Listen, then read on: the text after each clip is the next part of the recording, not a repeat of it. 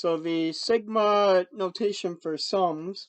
So the big thing to remember here is that we are trying to actually go back and look at some of the different problems that we looked at the beginning of the semester. So let me see if I actually have the page here. I don't remember the page number, but I think that you may remember this diagram here. So we've been talking about the tangent line to the curve, and now we are going to be talking about the um, the area under the curve. All right, so just remember that there are lots of different things that we can talk about when we're dealing with calculus, and we've dealt with a few of them already, but now we're going to deal with a different type of problem from here on out. So the sigma notation, if you haven't seen this before, do you see how this is sigma? This just means to add. So that means add. This is a capital sigma. The lowercase sigma is like that. All right. And that's usually used in statistics for the uh, the the standard deviation, like what I showed you when we had the inflection points on the curve of the normal distribution. That would be the sigma would be how many standard deviations out you are from the mean. But this is capital sigma, so it means adding. So there's a I here, and then there's an N here. So just make sure that you know that this is the lower limit of the sum, and this is the upper limit of the sum. So then to sum up a I, it means a1 plus a2 plus a3 all the way to an. So if they say that you have 5 up here, then you would add up 5 numbers, or 6, you would add up 6 numbers, and so on. All right, so let's try to find this sum here. Sum from I equals 1 to 5 of 2i minus 3. So we have to substitute in all of the numbers 1, 2, 3, 4, and 5 for I, and then add these together. So 2 times 1 minus 3 plus 2 times 2 minus 3 plus 2 times 3 minus 3 plus 2 times 4 minus 3 plus 2 times 5 minus 3. All right, so now if I go ahead and I do that, so remember I just substituted in the 1, the 2, the 3, the 4, and then the 5, and then I added them all together. And if I do that, I'm going to go ahead and just let the calculator do this for us, since that will be easier anyway. So if the x value is going from 1 to, or I, or whatever value, but x is the first one I saw. So 1 to 5 of 2x minus 3, that will be 15. So this ends up being 15. All right. So if you add all of this together, you get 15.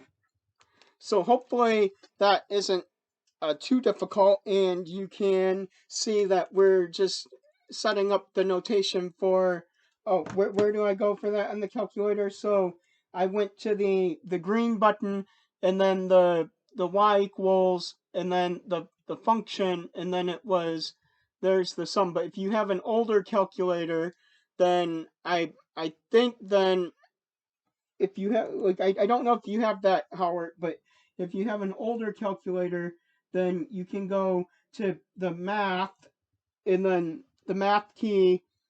Okay, good. So yeah, so if you have an older calculator, you would go to math, and then it would be number 0, and then it would pop up for you there.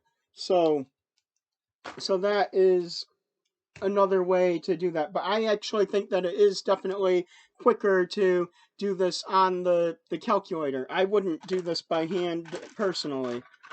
All right, so now let's try this one. So this one starts at 4 and not 1 like this one. So we just need to substitute 4, 5, 6, 7. So we have 4 times 4 minus 2 plus 5 times 5 minus 2 plus 6 times 6 minus 2 plus 7 times 7 minus 2. And then again, if I go ahead and I do this on the calculator here, so we have the sum as some letter here, x goes from 4 to 7 of x times x minus 2. So that will give us 82. So that one's 82. All right. So then hopefully that all makes sense and you know how to either add them manually or by hand. But the thing is I wanted to focus on making sure that you knew what the notation meant here. So now, if you have some terms that that need to be added or subtracted, you can just follow these properties of sequences to break these apart. So we'll make sure, oh, that was almost a disaster, that we practice using these on the next page. But the main one that you really need to remember are just these ones here. So these are just shortcuts so that you can do the the series or the right or adding up the values without a calculator possibly more easily. All right, so just try to look at these, but we'll go back to these as needed. All right, so use the properties and formulas of summation to evaluate the sum. So this means instead of writing it out, but hopefully you realize that writing this out like 20 times is not very efficient, right? Because this means that since I'm going from 1 to 20, I need to add up this 3 20 times. So 3 plus 3 plus 3 plus 3 plus 3 plus 3 plus 3 plus 3 plus 3 plus 3 plus 3 plus 3 plus 3 plus 3 plus 3 plus 3 plus 3 plus 3, and I think I need one more 3. So there we go. So that let me just make sure that I didn't write too many, right? So there's 1, 2, 3, 4, 5, 1, 2, 3, 4, 5, 1, 2, 3, 4, 5, 1, 2, 3, 4, 5. So yeah, so I need one more 3 here. And then you see a shorter way to do this would just be, well, 3 times 20 is 60.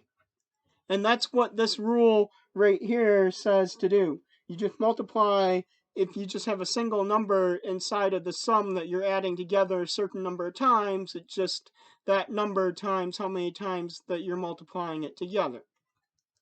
All right, so now let's try another one here. So let's try these so that we can use the properties. So I'm going to break this up into sum k equals 1 to 5 of 4k plus sum k equals 1 to 5 of 9.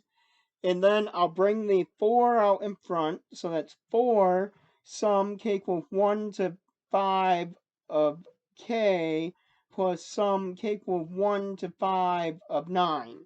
Now, let me show you how you apply the formula. So this one actually was just a k here, right? So I'm going to use this formula right here. So that formula is saying that this sum will be n times n plus 1 over 2. So this will be n times n plus 1 over 2. And then this is just a 9, so it's a constant c. So that's this rule right here. So it's going to be c times n. All right, so c times n. So then what I have here is going to be the 4, and then times the n was 5, so this is the n, whatever the upper limit is n. So n is 5. So n is equal to 5. So I have 4 times 5 times 5 plus 1 over 2 plus, and the c was 9, so 9 times 5. So that's 4 times 5 plus 1 is 6 over 2 plus 9 times 5 is 45. And then I have 4 times 5 times 6 over 2. That should be, what is that, 60? So 60 plus 45, that's 105. So these rules are just supposed to actually just help me make this so that I don't have to substitute the 1 and then the 2 and then the 3 and then the 4 and then the 5, but I'll still be able to evaluate these without a calculator. Alright, so if you have any questions about that, please feel free to ask. But again, you can always go ahead and just try to go ahead and just check your answers using the calculator as well. Now, the one thing that I do want you to remember or make a note of before I move to the next page is, look at this. This one starts at k equals 1. This one starts at k equals 1. This one starts at k equals 1. This one starts at k equals 1. And this one starts at k equals 0. Alright, so please remember that this one is going to start at k equals 0 and not k equals 1. So don't just apply the sum formula without knowing what the value is supposed to be that it starts at. So if I look at this one here, C here, you see how the -1 and the 4 are both to the k power. So I can rewrite this as a sum, k equals 1 to 5, of -4 to the k power. And then it looks like I should be able to use this formula, sum k equals 0 to n of c to the k, some number to the k power, is equal to 1 minus c to the n plus 1 over 1 minus c if c is not equal to 0 or 1. However, my sum starts at 1 and the sum is supposed to start at 0. Alright, so how are you going to make the sum start at 0 and not 1? Well, alright, if you look at this here, remember that that's -4 to 1 plus -4 to 2 plus -4 to the 3 plus -4 to the 4 plus -4 to the 5, right? So then if I want it to start at -4 to the 0, then I could just add the -4 to the 0 on the front, but then I would need to subtract it to make it stay the same. So that's what I'm going to do. I'm just going to add and subtract -4 to the 0 so that it stays the same. And then if I combine this one with all of these, then I have sum k equals 0 to 5 of -4 to the k, and then I still have the part here that I subtract it here, so I have to still add that separately, -4 to the 0, but -4 to the 0 was -1 because -4 to 0 is actually 1, and then I use the formula to do this part. So then I use the formula right there. So C is equal to, let me write it down. So C is equal to the base, which is -4, and then the n is equal to the 5. So I have 1 minus, all right, 1 minus the -4 to the 5 plus 1 over 1 minus -4. Uh, so the -4 to the 0. So like so let me go back to that again. Okay, so let's say that let me try to explain this a different way. Okay, um, so let's say that you had, you see this one right here, k equal 1 to 5 of negative 1 to the k times 4 to the k. See how it starts at 1, right? So then if I want it to, like, well, all right, so actually, let me show you something else in a minute. All right, let me show you something in a second here. So then um then let me simplify this real quickly. So negative 1 plus, in this way, 1 minus negative 4 to the 6th power over 1 minus a negative 4, so that 5. And then the 1 minus the negative 4 to the 6th power is going to be that's going to be uh, negative 4,095, and then divide that by 5, so that will be negative 819, so that's negative 820. All right, so now let's just try to think about this for a moment here then.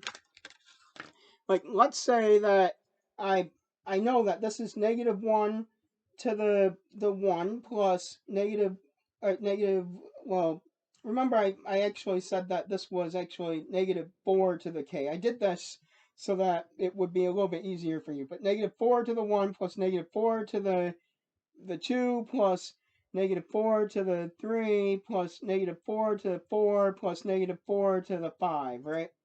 So then all I did actually was I said, well, negative 4 to the 1 was negative 4.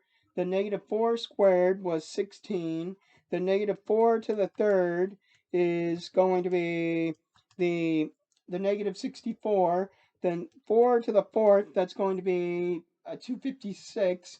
And then 4 to the fifth, that's going to be 1024. So then I just actually went ahead and I added all those together, and then I get negative 820.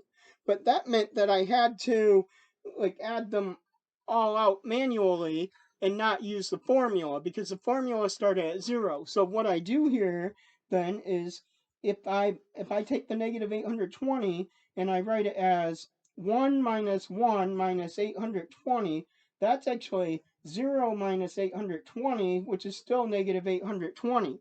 So then what I do then is I actually, I could, instead of writing it like this, I could write it as negative 1 plus 1 minus 820.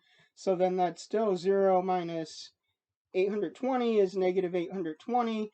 And so then this part right here, if I add 1 to it, it actually, it becomes starting at 0 instead of starting at 1, and that means I can use the formula.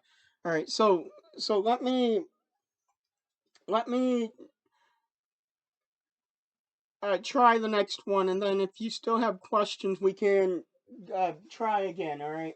Because pulling this extra term out is actually an important thing to, it is an important thing to do. But let me try this next one, and then we can come back to it if you would like. So then this next one, I'm going to write it as sum k equals 1 to 10 of k to the third plus sum k equals 1 to 10 of 1. And then for the, oh boy, I knew that would happen. So if you heard the noise, that was my marker box. My marker box went on the floor, but only 2 of them fell out. But I was actually trying to look for the formula for you again here. So for the formula for the k to the third power, it's n times n plus 1 over 2 squared. So it's n times n plus 1 over 2 all all squared. And then for the 1, which is just a number, I have to multiply c, which is the 1, times n. So cn. So in this formula, the n is equal to 10. So n is 10, the upper limit here. So I have 10 times 10 plus 1 over 2 squared plus the c was 1, so 1 times 10. And then I'm left with 10 times 11 over 2 squared plus 10. And then 10 times 11 over 2 is actually 55. So 55 squared plus 10. So 55 squared is 3025, and then plus 10, that will be 3035. All right. So hopefully that all makes sense of where that actually came from, and because that one actually didn't have any terms that we needed to extract out. All right. So now let's revisit just the specific topic though of taking a term in and out of a series. All right. So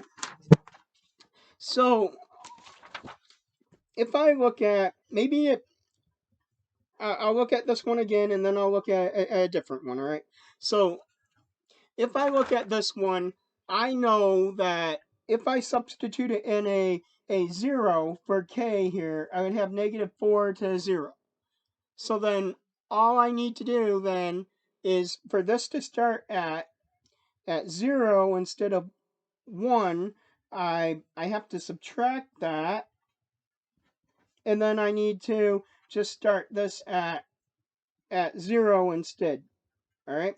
So then let me do another example because it might actually help by seeing it with a pattern. So let's say if I even had the last one, 1 to 10 of k cubed plus 1.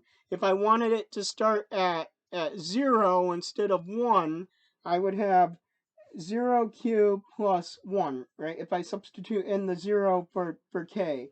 So that would be just, well, that would be 1. So then what I do then is I subtract whatever that is, so -1, and then I just start this at 0 instead. All right, so then let me try one more time. So let's say that I had the one right before that, k equal 1 to 5 of 4k plus 9, and if I want it to start at 0 instead, I substitute in the 0 for k, so 4 times 0 plus 9 is 9, and then I start by subtracting that off, and then I start it at 0 instead. All right, so hopefully seeing that that's what is really going on is that you're just adding and subtracting that one term will help you better visualize what is going uh, going on here.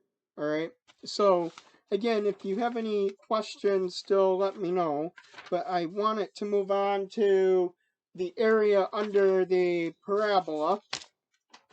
So by the way, sometimes we will want to add terms in rather like what we just did there, but sometimes we will want to take terms out. So keep that in mind also. So you can add or subtract the terms just like by adding in the the uh, the the values at those certain values of k that you want to add or subtract at any point. All right, so the area under a parabola. So use left endpoints to find an approximation of the area of the region between the graph of f of x squared plus 1 and the x-axis over the interval from 1 to 3, and use 4 inscribed rectangles. So let me focus this for a minute because I feel like it got a little bit blurry somehow, but all right, so this is the graph of f of x equals x squared plus 1, and it's set from 1 to 3. So here's 1, 2, 3. And we want 4 rectangles. So I'm going to split the interval up into 4 parts. All right, so that would mean splitting it up between 1 and 1.5, 1.5 and 2, 2 and 2.5, and 2.5 and 3. So an easy way to figure this out would always be if this is, say, A to B, and n is the number of rectangles, then the intervals are b minus a over n. So then that would be 3 minus 1 over 4, or 2 over 4, which is a half, which means that each of these needed to go up by a half. So 1 to 1.5, then 1.5 to 2, and then 2 to 2.5, and then 2.5 to 3. All right, now let's go ahead and find the the points on the curve. So x and f of x is x squared plus 1. So 1, 1.5, 2, 2.53.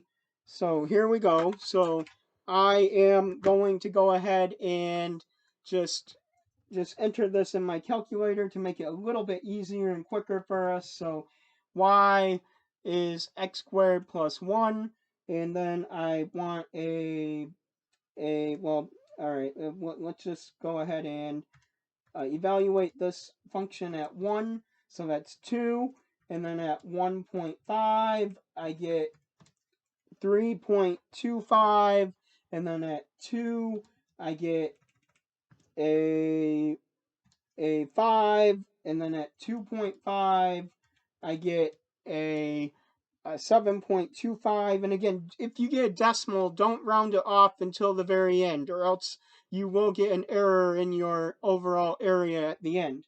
And then if I substitute in a 3, I get a 10. So then these points are, right, so these points are 1, 2, and then we have 1.5, 3.25, and then we have a 2, 5, and a 2.5, 7.25, and a 3, 10. All right, so what do they mean by using left endpoints? So if you have any questions, again, please feel free to ask. But when I say left endpoints, I mean starting from the left, right here, I'm going to draw a rectangle over to the next point and down, and it needs to be enclosed by the x-axis as well. So this is one of the rectangles. All right, and then I'm going to start at the left and then draw the rectangle over so that it looks like this. And then I'll start at the left and I'll draw the rectangle over so it looks like this. And then I'll start at the left and I'll draw the rectangle over like this. Now, then the estimate of the area under the curve will just be the area of those rectangles added together. Now, hopefully you can see that this is an underestimate of the total area under the curve, because there are certain areas that we're not estimating, like adding into the estimate, like this, and this right here, right? But if you're just using rectangles to actually find the estimate, I hope that you can see that this is still a fairly good estimate just using rectangles.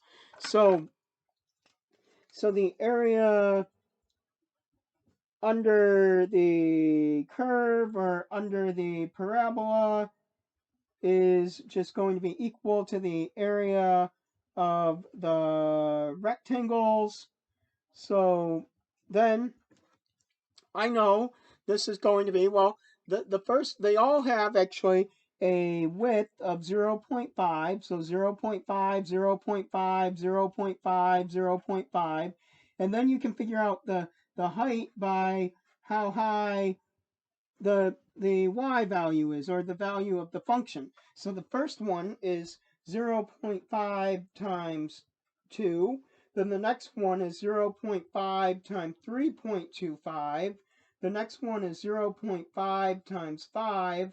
And the next one is 0.5 times 7.25.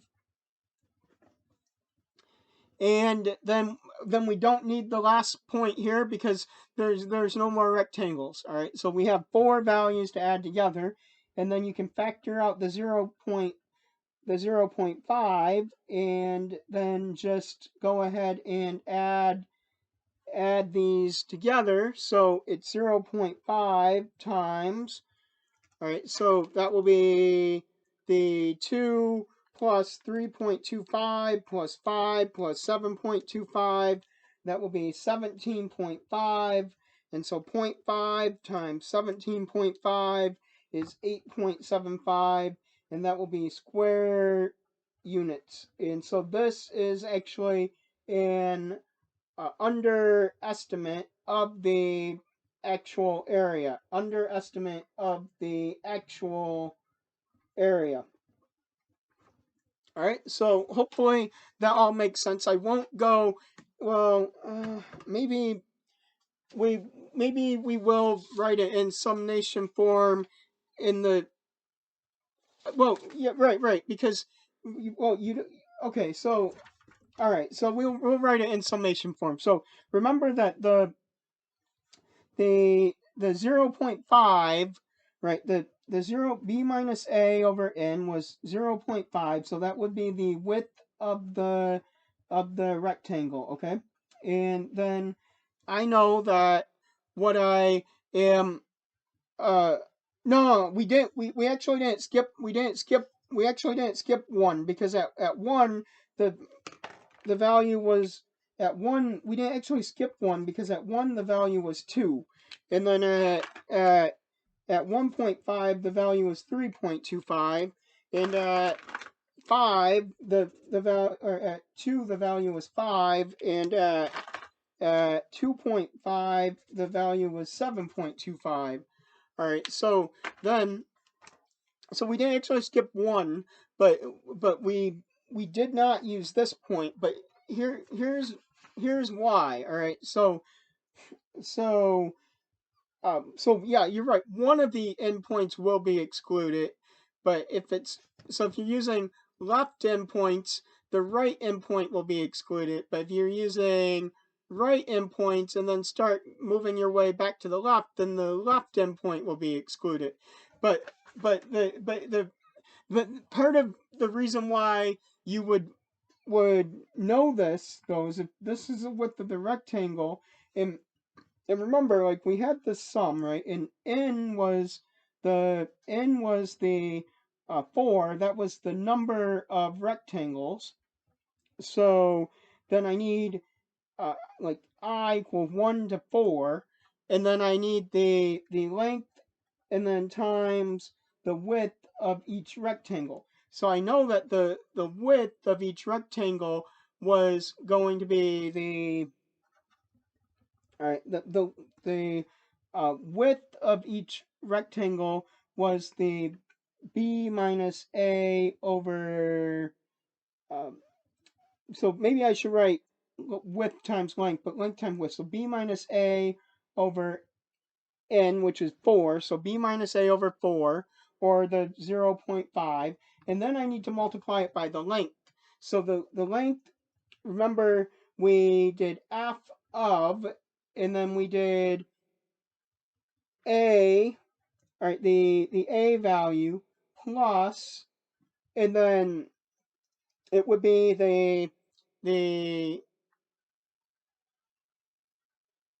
yes, Nazareth. So yeah, so then we would do the a plus the um the I minus 1 times b minus a over well, you know what? Here, I'm just gonna write it in general term for n instead of instead of for 4. All right. So then if I do this, then this is actually the formula for any number of rectangles. All right. So since I have 4 rectangles, I guess my whole point is because I have 4 rectangles, I shouldn't be adding up any more than 4 numbers here. All right. So that's how I know that I shouldn't have used 0.5 times 10 because 4 rectangles means add up four areas. So, but if you want a general formula, this would be the formula for any number of rectangles, not just the um, not just the 4 rectangles. All right, so this is the formula for finding area using the left endpoints. All right, so now let's try the right endpoints on the next page. Then hopefully this will all make some sense here of what's going on. So use the right endpoints to find an approximation of the area of the region of the graph of f of x equals x squared plus 1 over the interval 1 to 3 and use 4 circumscribed rectangles. So this is actually the same problem as before. So I did that on purpose so that you could see the difference visually over using the right endpoints and the left endpoint. So here again is 1, 2, 3, and 1.5 and 2.5 here. So we have a point at 1, 2, and a point at 1.5, 3.25, and a point at the 2, 5, and a point at the 2.5, 7.25, and a point at 310. So because I'm starting at the the right side now, what I'm going to do is I'm going to start at the right, and then we're going to draw a rectangle over like this. All right, so that's the first one. And then I'm going to start at the right and draw a rectangle over, so it will look like this. And remember, I need to stop when I find four rectangles because that's how many they told me to use here. All right, so start at the right and draw a rectangle over, and then you start at the right and draw a rectangle over.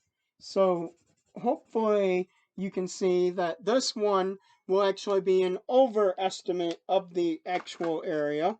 So then the area under the parabola or under the curve is going to be the area of the 4 rectangles. So then this is going to be actually because all the widths were 0.5 again, 0.5, 0.5, 0.5. It will be 0.5 times. So let's start with the height of the first one was 10. So 0.5 times 10, and then 0.5 times 7.25, and then 0.5 times 2.5, and then 0.5 times 3.25. And then I see that I found the area of all of the 4 rectangles now. So then it's 0.5 times 10 plus the 7.25 plus 2.5 plus 3.25, so 23, and then times a half, that will give us 11.5 square units. And so this is actually clearly an overestimate of the actual area. All right, so hopefully it's all cleared up now what the difference is between the right and the left endpoints. So now, if you have any questions, please just feel free to ask. But I want it to wait 5. Oh, it is 5. You're right. I don't know why I wrote 2.5. You're right.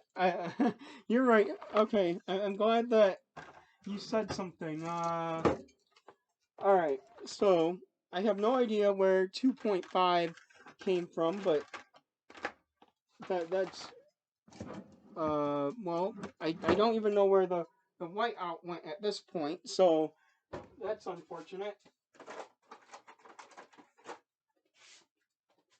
So now, yeah, so I don't have any idea why there I put 2.5. I have no idea. So I thought that seemed a little bit high, but you know, like what can I say? So 10 plus 7.25 plus 5 plus 3.25, that's 25.5. Yeah, so 25.5, so 12.75. There we go.